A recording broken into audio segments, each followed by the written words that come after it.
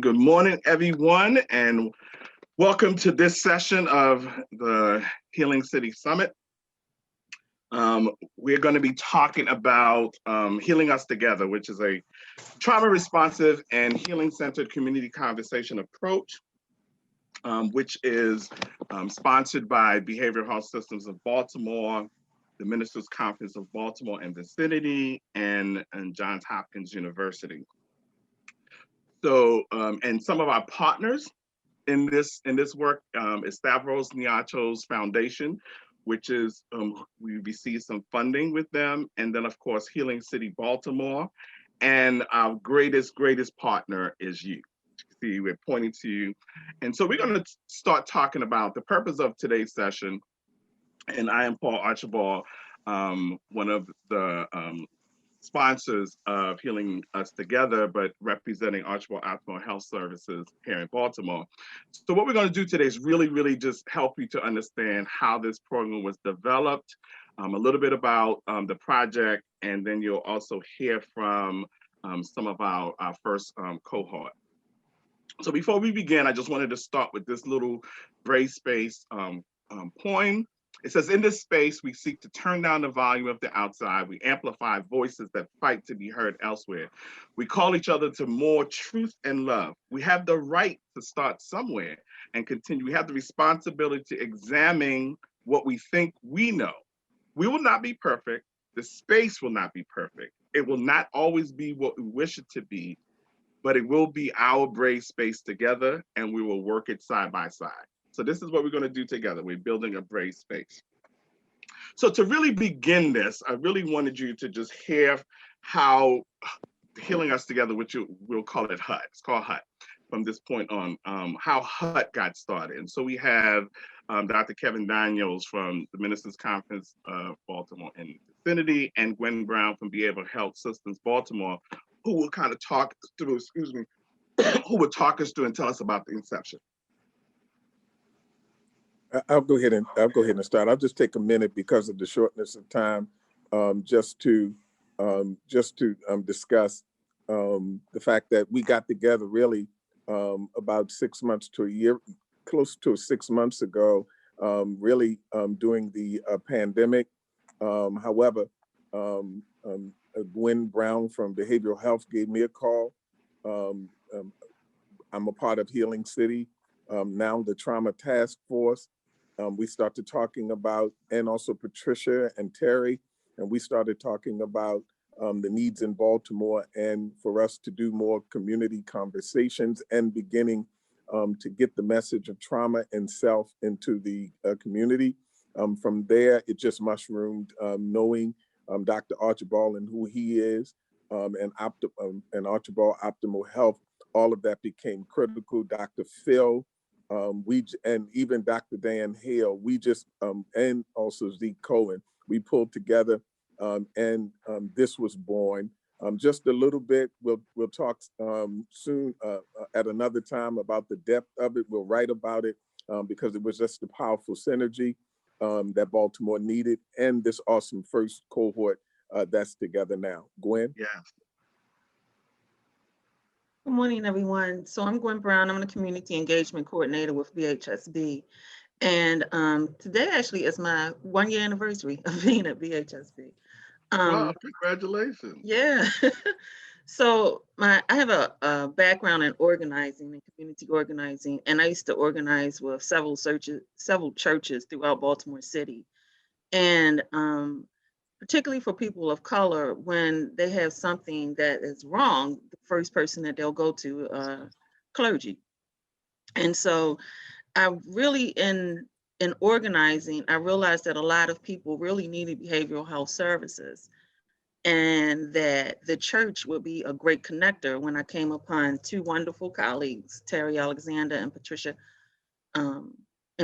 Rob Cobb. Sorry, Patricia. Cobb Richardson. And they told me about these community conversations that they were holding in West Baltimore entitled Self. And I thought that it would be great to be able to have these as a toolkit for clergy persons and community persons to use, and to facilitate conversations that weren't necessarily therapy, but it was a way to to process some things that people may have been going through, either mentally or some other challenges that they might face. So anyway, this is how it began to fall into place.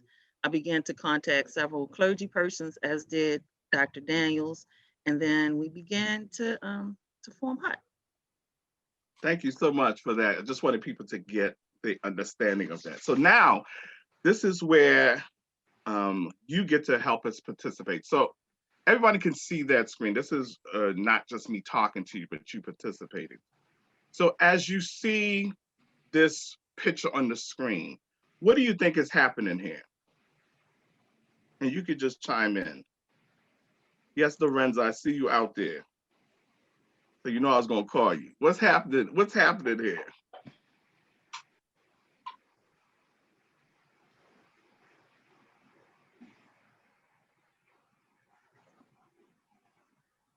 She's muted.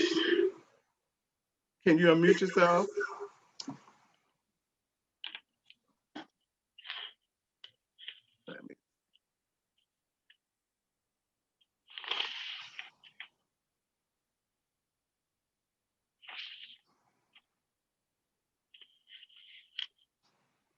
Can you hear me now?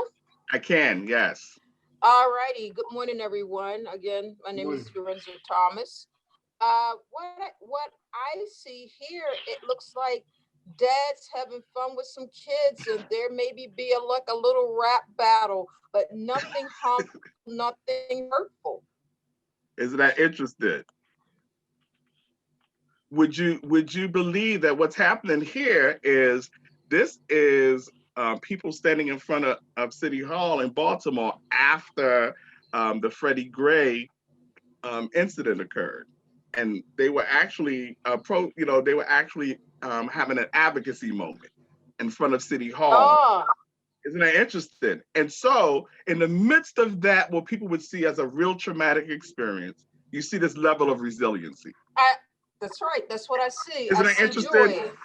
Yes, you see joy. I see joy. I see joy. And that's the point of HUD. The point of HUD is that we're not just going to stay focused on what went wrong. Because in the midst of what's happening wrong, you see that people still having, and what's really great about this picture, you can see it's intergenerational. It's all Correct. the ages represented here. Everybody see that, right?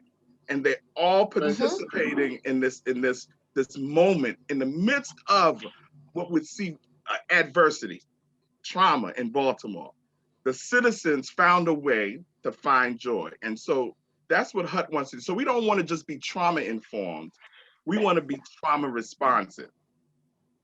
We want to really respond to trauma. So let's look at this one.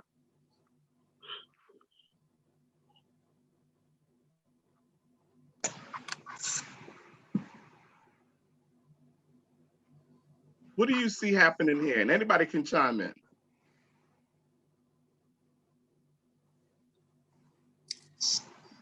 I don't want to be talking a lot, but it looks like someone walking down the road of despair. It's so much weight on them, looking at all of energy being directed towards them, which is pretty much negative energy, and they do not look like they have the internal resources or drive to empower themselves to bring about and to make change. They need some help. They need some help. Anybody else? It just seems like they're stuck. He just can't get where he wants to go. He's just stuck in the middle of all that. Stuck, not being able to make it across. Yeah. Anything Looks else, anybody? Lost. Lost. And hope. Okay. And so, go ahead. They're weighed down by their experiences. Way down. It's way down. He's repeating the same steps. It's happening over and over and over. That's that generational stuff, right? Yes. And every time I see that they have no hope either. No hope. There's no hope. And every time you think you're getting right there to cross the street, it starts over again. It gets hit and you start over again. And so that's the other thing. that Hud wants to be able to help and assist with. Because in our communities, that's what people are facing with. Even if it's not you yourself, it's somebody that you know, someone in the community. So the way that we begin this, and I don't know how many people was on the opening panel this morning, Jamira, I hope I said her name right, Jamira Queen, a young person of the community. She talked about this so well this morning. And what she also said was, we need to be able to talk about this, not just have all these treatment groups, but we need to have ways for people to talk about this in the community. And that's really what Hud is. So it's a community conversation. And what we are really focusing on is that community, that trauma and the adversity is not what happened to you, but what happens inside of you because of what happened to you. That's what we try to get our community members to see. Because we say to the community and ourselves, you are more than your trauma. You're not only trauma. And so our framework and paradigm is shifting. So we're changing the question from what's wrong with you? People usually ask what happened to you? And from that picture we saw, we want people to see what's right with them. So in the midst of everything that's happening, we're not going to ignore that something happened, but we want them to know that they have the capacity inside of them to actually make some changes, because they have a lot of things that's right with them, even with everything that has gone wrong with them. So those are the areas. So our mission is to advance the 7 healing-centered commitments. I'll go through them, and the 7 principles of Kwanzaa.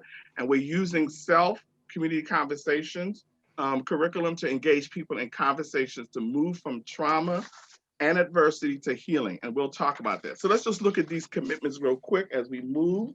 As you begin to think about it. So what we did was, we saw how healing centered really, really merged with the Kwanzaa principles. So if you look at the commitment to relationship, it's connected to Umoja, which is unity, because what it's saying is we're trying to build a community that has the capacity to create and sustain and grow healthy connections with other people. So that's the first area. Then the commitment to culture. And reason why that's connected to self-determination and Kujichagulia, because Kujichagulia says this is where people learn how to define and name and create and speak for themselves. So they begin to develop an awareness of their own self and culture and identities of themselves and other people. Then agency, and that's connected to Ajima, which is collective work and responsibility, because that Ajima talks about uplifting the community, to build and maintain the community. And we're doing this individually and collectively to act and create and change the root causes of these community challenges. That community aspirations connected to Ujamaa, which is cooperative economics, because this is where we want to uplift the community economically. And the way that we have to do that is to explore with people all their possibilities, right? That's the aspirations. You can do this. And then commitment to restoration of identity is connected to the Nia, connected to the purpose, because the healing process, it allows the space to be really conducive for people to find out, who am I? Answer these questions. Who am I? Why am I here? What am I supposed to do? Which is getting them to really, really begin to move into their purpose. And then assets, right? Creativity. What do you have to offer the community? There's so much that you have. Sometimes they don't even know they have so much to offer in their kuumba, their creativity. There's so much inside of them to give. And a lot of times they just don't know, and we don't know ourselves. And so we want to bring that out in these discussions. And then of course, meaning and faith, right? The discovery of who we are, where we're going, and what more deeper into that purpose, which is our faith, to believe with all our heart and with all our people and everybody that's around us, that we could fight the struggle and get to victory and healing together. So this is how we're really moving the healing us together. So I wanted you to have that. So our main goal, as we're working through here, is to really, really, really help people to really begin to identify, and I think I want to say her name right, Jamira said that really, really well. Really begin to identify what is traumatic experiences and what are these chronic stresses, because a lot of times, because it's normalized, people a lot of times don't know how to give it that name, but that's what that is. So we want to really get people to start talking about it so we can put a name to it. Then we also want to help people to really identify these different types of safety that's available to them, you know, and see where they are in it: physical safety, social safety, psychological safety, and moral safety. Where are you in these areas? And of course, and there's Jamira, I was just talking about you. She did an excellent job talking about this. And so we want to really begin to also think about how do people have, what kind of emotional responses do people have, and showing them that they have the ability to identify those purposes of experiencing these emotions. And we'll talk about what is the different types of emotional responses. And then of course, the losses, and helping people to see the different types of losses. There's personal, there's general, there's community, all these different examples of losses that sometimes community members have not been able to fully identify, and people around them have not been able to fully help them to identify how many things they've lost in the midst of things happening to them, not just in their personal life, but through the systemic things that are happening in society. And then of course, if we're able to do these things, then we could really begin to have a discussion about a future, because we can't really talk about a future if people don't fully understand some of the losses that they've gone through. What is giving trauma a name, giving, you know, putting the names to some of the things that have happened to them that they didn't even know was traumatic. It's just been normalized, right? It's just been a part of what's been going on in my community. So that's not supposed to happen. Oh, I didn't know that. And so just having those discussions can really help people to move towards a better future. And so what we're saying, if all of this happens, if we do a really good job and people start moving this into their communities and into their organizations and into their systems, what we'll begin to see is that people will have a real deliberate and explicit response to healing, that we'll constantly be moving people towards a healing, and not towards just talking about trauma and just keep talking about trauma, but actually moving people towards healing from their chronic stresses and traumas and adversities. And then it will also, what we'll do is we'll find people in communities and organizations and systems that realize that the people that we're working with, that we're living with, that we're serving, that they're more than the trauma or the community adversity that they've gone through. There's more to them than that. So we're not going to just see people as traumatized people. We'll see them as strength people that have gone through trauma, that have weakened them. That's a different way of looking at it. Then we recognize, oh, this is one of the strength part, is that the trauma and the community adversity is experienced, we experience this collectively. It's not individualized, it's collective. And they did a good job this morning too, talking about that, showing how it's generational and intergenerational, and how some of this stuff is passed on from generation to generation. So it may have happened to my great grandfather, but that experience has been passed on through the generation. And so in our communities, if one person is hurting, then everybody is hurting. And that's how we have to start looking at it. It's not just them, it's us that's hurting. And we want to look, and then finally, we want to be able to recenter the assets that the culture and the identity brings to the space of healing. Identifying people's culture and identity is important. I know that's a lot, but I'm trying to get through here because we only got 45 minutes. I want you to get the meat of what we're doing. So our ultimate goal for HUD is to really build, like I said, not trauma informed. We're going past informing to being responsive. Trauma responsive and healing centered networks. We're trying to build collaborations across the city of community leaders and everybody. I want people to know, everybody in the community, you are a leader, not just the people that people have identified as leaders, but you are a leader in your home, you're a leader at school, you're a leader in the community. I just want people to know that. And through these trainings, we're preparing people to be able to facilitate these community conversations across Baltimore. And the ultimate goal is to have this network of community leaders that go across Baltimore City, spreading this process.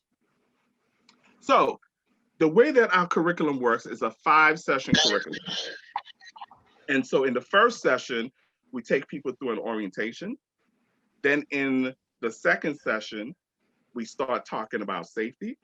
The third session, we start talking about emotions. In the fourth session, that's when we start delving into losses. And then when we get to the fifth session, we start talking about future.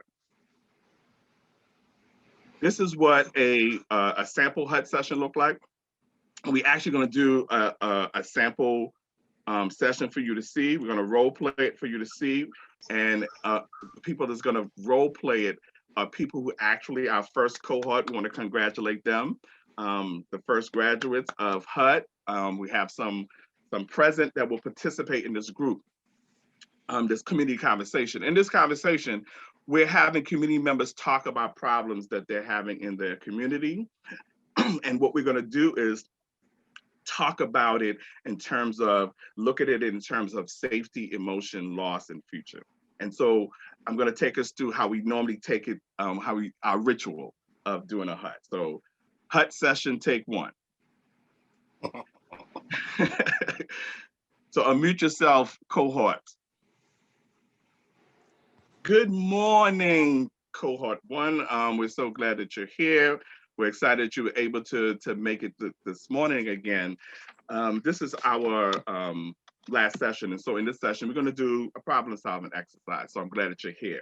So let's start out where we always start out, right? My name is Paul. I'm representing Archibald Optimal Health Services. And today, I've moved around a lot in my feelings. I started out frustrated with the technology, but now I'm moving into I'm in a powerful feeling stage right now. I'm feeling real worthwhile.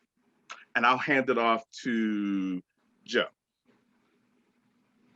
Well, good morning, everyone. I'm Joe Muth. I'm pastor of St. Matthew and Blessed Sacrament Church, Northeast Baltimore. This morning, I am excited and hopeful because yesterday I got my first vaccine shot. So I'm prepared and ready to go and willing to face whatever's coming my way. And I pass it off to Dr. Sandra Connor. Good morning, everyone. I'm Sandra Connor. I'm the pastor of Shepherd's Heart Missionary Baptist Church, and I've got mixed emotions this morning. I'm sad because I've lost several persons within the last 2 weeks from COVID, and I can't go to their funerals. I'm excited because I'm enjoying this session, but I'm feeling very powerful because the way this is going, and excited because I too am getting my COVID shot today as soon as I get off this call. So I'm excited about some things and glad to be here. You can give it to Ramon. Yes, give it to Ramon. Good morning. I'm Ramon Griffith. I serve as the pastor of the United in Christ Seventh-day Adventist Church. Today I am feeling hopeful. I guess with all the amazing opportunities and even with the conversation that we're having today about what can occur when we all work together collectively.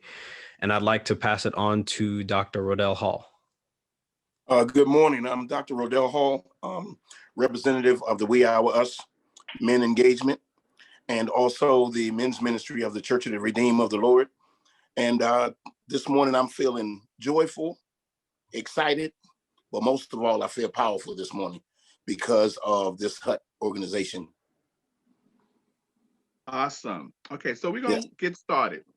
So what I want to hear from you today, we're going to talk through problems that you may be dealing with. And I heard Dr. Connor actually put one on the floor already, but what problems are you dealing with in your community, in your own personal space? And as you start to talk about it and start think about the problems, think about them in terms, where do you think they fall? Is that a safety problem? Is that an emotion problem? Is that a problem that's going to affect loss or future? So who wants to start the conversation? I'll start. Oh, yeah, I'll start. Sorry, Dr. Connor. Go ahead. Please go. Oh, I was going to say the very one for me has been pandemic. The pandemic, COVID-19 hits every last one of the categories: safety, emotions, loss, and future.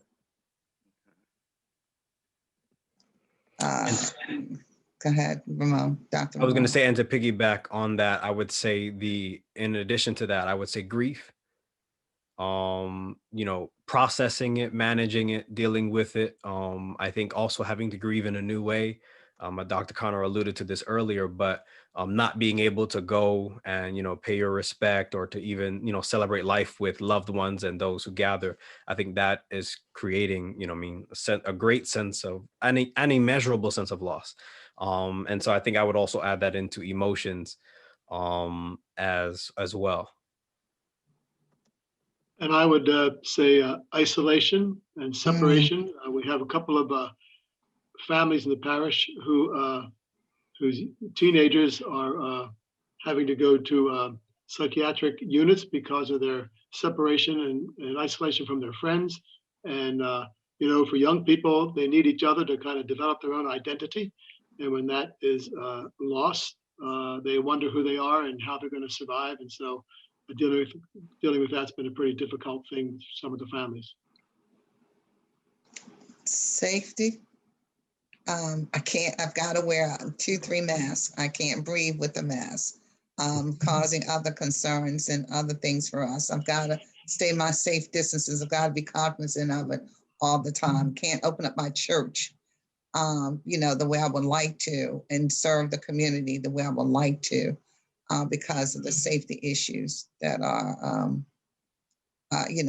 caused by this pandemic, and forget about all the other things we used to be concerned about. Pandemic has really just paralyzed me and us, I'll say as well.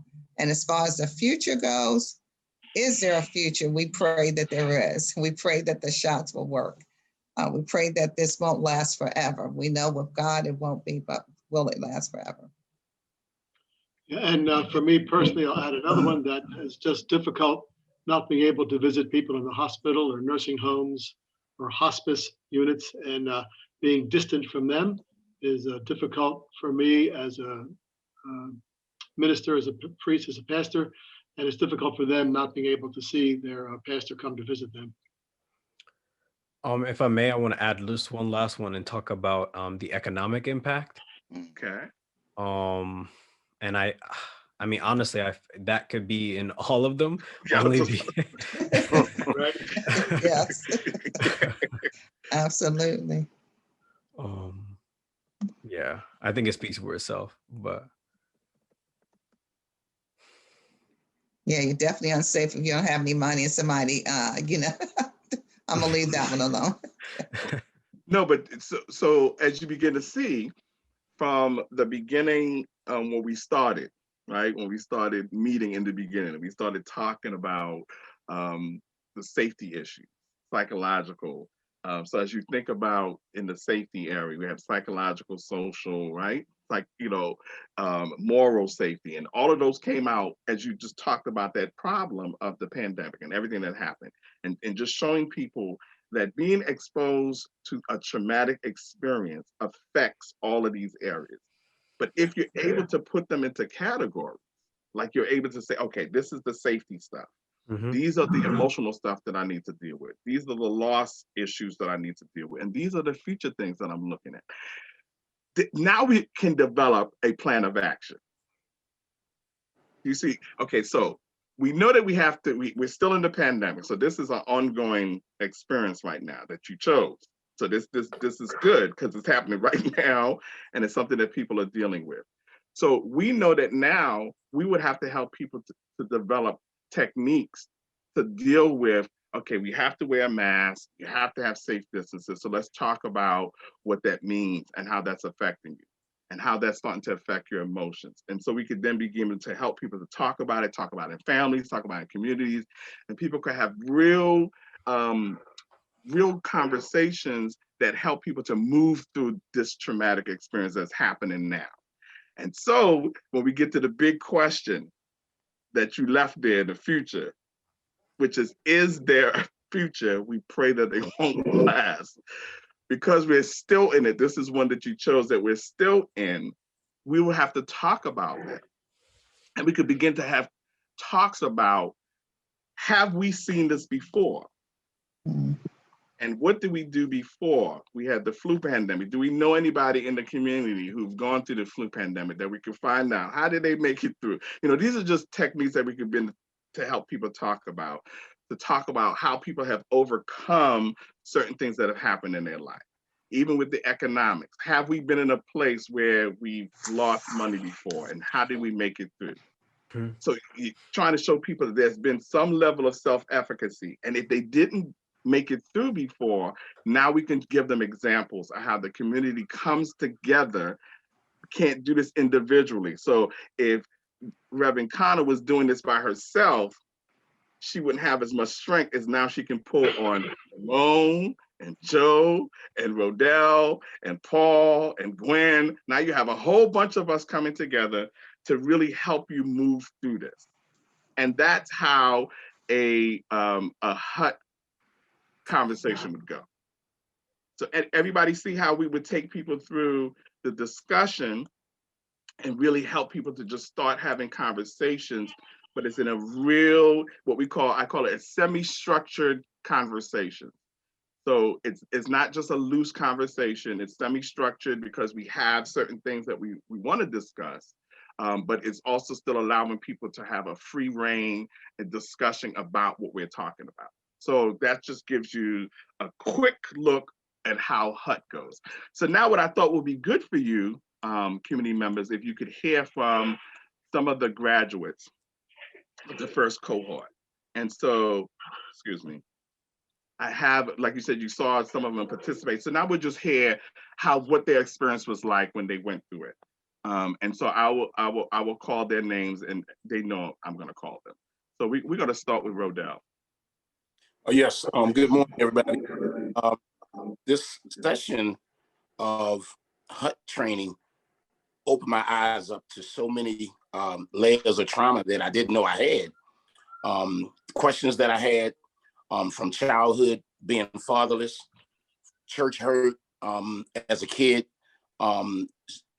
people speaking negative thoughts over you, giving you a death sentence before you're even a teenager.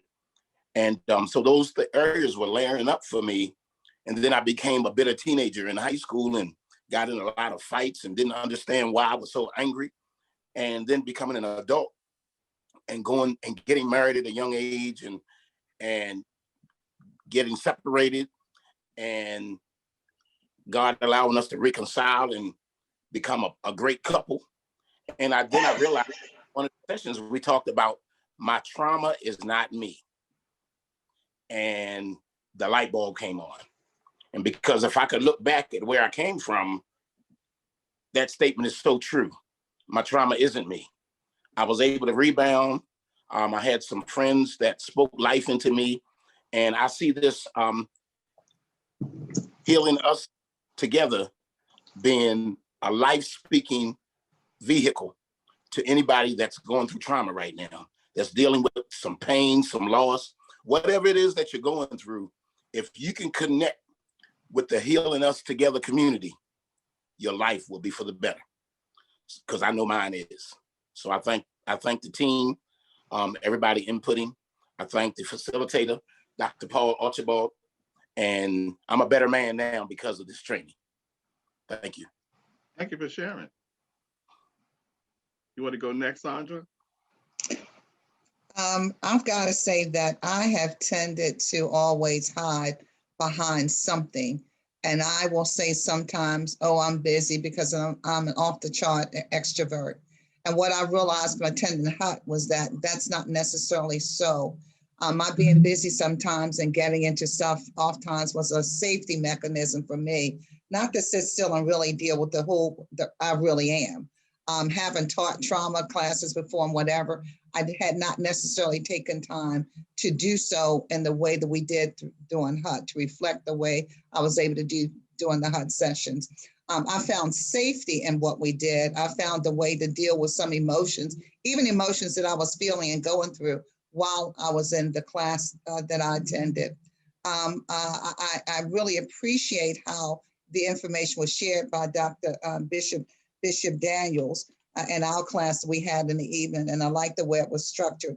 I like the fact that today even Dr. Archibald said that we now have strength because we're not doing this thing by ourselves. We're doing it together. We're working with team person. Where I fall short, there's someone else to pick me up. When I fall short, there's someone else to let me know, nope, you got some stuff that's going on. And not to say to me, I know how I can fix you, but the how tried to walk me through the issue.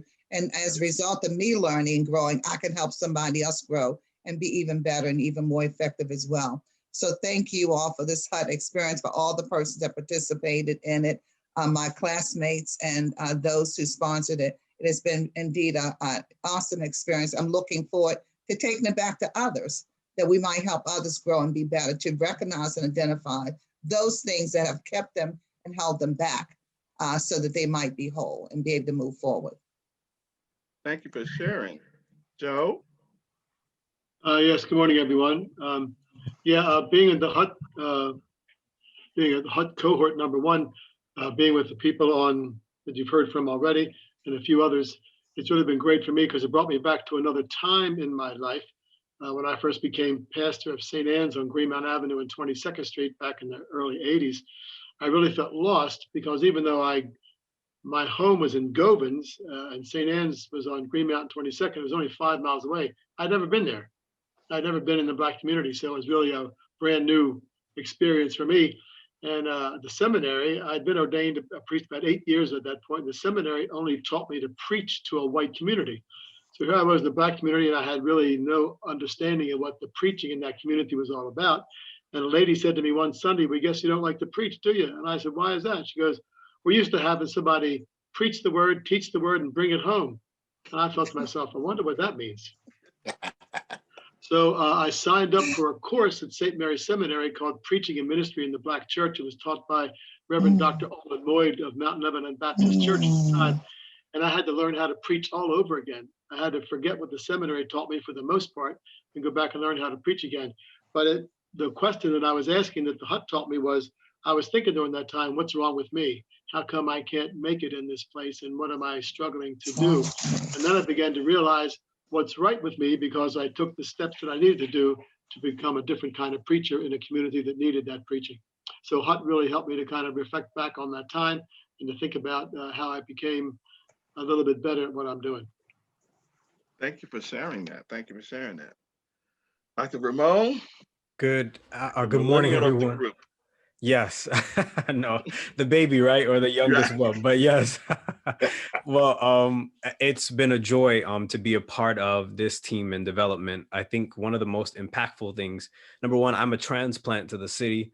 I'm originally from New York. And so coming to, Baltimore has been an amazing experience. I love the city. I've grown to really appreciate it and its people. And I think one of the amazing things that I think this whole session and the sessions rather has been able to help was to start to provide language for people to communicate.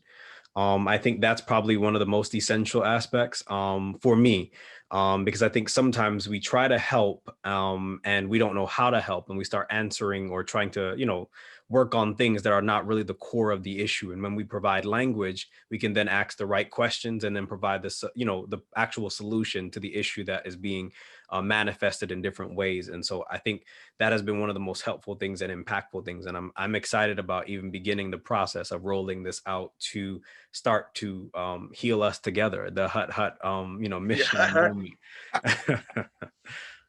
That's right. Thank you so much, Cohort 1, for sharing. And did anyone on any of the participants have a question they want to ask to any of our Cohort 1 or myself?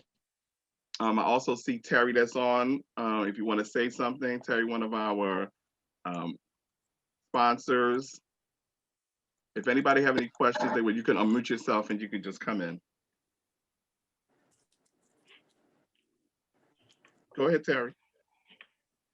Oh, hello, good morning. So I just want to say it is beautiful to watch and be a part of, well, first of all, for everyone participating in HUD, allowing me to be a part of the process. Right. I think it's a wonderful journey because being a part of BHSB, which is a system, so often we want to find ways to engage community in meaningful ways. And this seems to be a wonderful way to do it because with the self model and curriculum, it doesn't pathologize, it does not label, but it allows community to use their own language in order to heal together. So I think it's wonderful. Thank you. Anyone have a question that they want to ask? I'm definitely going to ask Jamara if you could. Do you still have that quote nearby? Yes, the African proverb. Yes. Can you say that quote for the community, and I could show people how that works straight with self. The child who is not embraced by the village will burn it down to feel its warmth. Did you hear what Jamara said? Say it one more time. The child who is not embraced by the village will burn it down to feel its warmth. The child who's not embraced by the community will burn it down to feel its warmth.